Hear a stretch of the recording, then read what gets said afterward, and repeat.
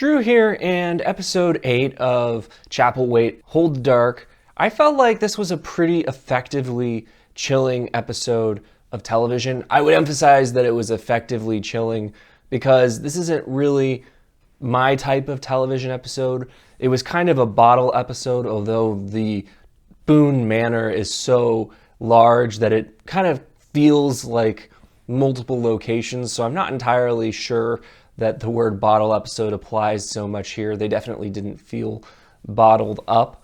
But I think that this episode did a number of things very, very well. I think that the best part of the episode for me was the way that it gave multiple characters these sources of temptation to join Jacob and the undead. I feel like the show really needs to have this element because otherwise I feel that the ability to turn someone into a vampire has this ability to become kind of just like this plot cheat. Because if you can completely alter someone's motivations and character by turning them into a vampire at any moment, then you can really just completely change the plot without any, warning. So the fact that all the characters are being given very, very compelling reasons that they would want to become a vampire, I think that helps to mitigate this issue. I also think, in retrospect, it's pretty obvious that Loa chose to join Stephen and Philip, that she was seduced, so to speak. It wasn't that she had this vampirism forced upon her. So this episode, I thought that Minister Burroughs' struggles with faith were particularly compelling. He's someone who has lost so many of his children to disease. He's someone who now finds out that the child he thought he had with Faith Pringle was not actually his child, that thing that he had allowed to ruin his life in this town wasn't actually true. And now he's lost Faith Pringle. So, understandably, he's feeling this crisis of faith. And then he has the vampires show up and say that they have their own God and they seem very, very powerful and possibly right, So the fact that he's having this crisis of faith is completely understandable. I'm not sure that Charles's speech would have persuaded me to not turn the book over to the vampires for the simple reason that I think that Minister Burroughs' points seemed accurate. We can stop this. What are you doing here? Give him the damn book. If our God is a falsehood, then so is theirs. Get back to your post. You cannot raise a God if none exists. That makes sense to me. So I'm not sure I would have been persuaded by Charles. Blame every defeat on God's will. Believe, don't believe. I don't care. But stand up and be a man. But I do appreciate all the things that he's grappling with. I thought that his temptation to join the vampires or to turn the book over to them felt very, very real. I also thought that Constable Dennison and his struggle, he's a very stoic actor portraying him, but I felt that Stillwater's run deep with this character. He seems very, competent and resolute, but you see him wavering as he realizes that perhaps the only way that he can be with the one he loves is to join her as a vampire, and also that he's probably going to die if he doesn't. So his struggles too felt real. I thought that the scene between him and Charles, where Charles essentially tells him, yes, I feel this temptation too to join Loa as a vampire, but my daughter is dead. She's not who she was. Mr. Boone, I will fight for you and for that book. But don't tell me how to handle my wife. I feel that it seems like Loa still has a little bit of her humanity. Arguably, she seems to care about protecting her siblings and Tane. She seemingly saved his life this episode, although you could argue she had ulterior motives. But how much humanity, how much desire to protect their loved ones remains in these vampires, I'm not entirely sure, and I'm interested to see how the show portrays it going forward. There's a strong possibility that either Charles or Rebecca is going to be dead before the end of this season. When two characters start planning for their future together in front of a window in a house under siege by the undead, you kind of have to suspect that one or the other of them is not going to make it out alive. And if I were a betting man, I would bet on Charles not making it out alive.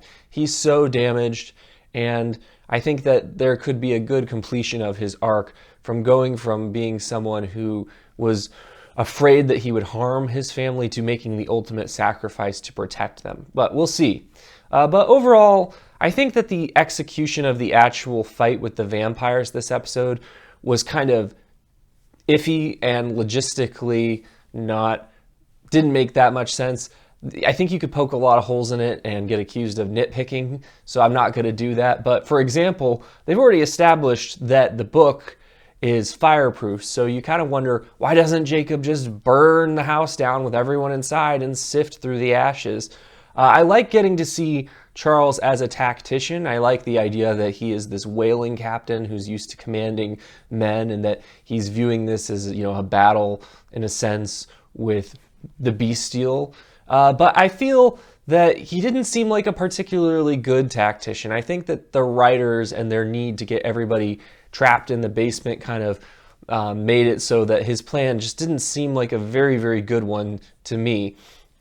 And the way that this all broke down, the execution, like I said, it was pretty good for the most part, but I feel like there's a lot of questions like, why won't the undead use guns? Like, why are they using pickaxes and axes and other weapons that you have to get in close to use? I guess that you could argue that it makes for a better horror story, but there were definitely a lot of moments this episode that reminded me of the worst of zombie films and TV shows, where the main characters seem like they should be dead, but their opponents move inexplicably slow at key moments and really, really fast at others. There was in particular one moment in the kitchen where the characters were grappling with these different different members of the Chosen. I believe they're all members of the Chosen, although some of them might have been vampires. It's a little confusing to me which are which, but they're grappling with them, and it seems like the other members of the Chosen would burst in and kill them all while they're having this long grappling match in the kitchen. So to me, this whole scene just went on too long, and it really seemed like they had to slow down the antagonists in order to have the main characters survive this. But overall, I felt like there were, I was entertained to this episode. The most chilling moment for me was when Jacob slowly circles the house at the beginning of the episode. And I think, again, very, very chilling. And I like the savagery that he brings to this part, and just the confidence and the, unremittent bleakness of the performance, that he's just doesn't care about anyone, that he views them the same way that Charles would view a whale that he's going to slaughter for its blubber and oil. So I really appreciate his depiction and the way that he just looked at the characters as he circled the house like an animal circling its prey.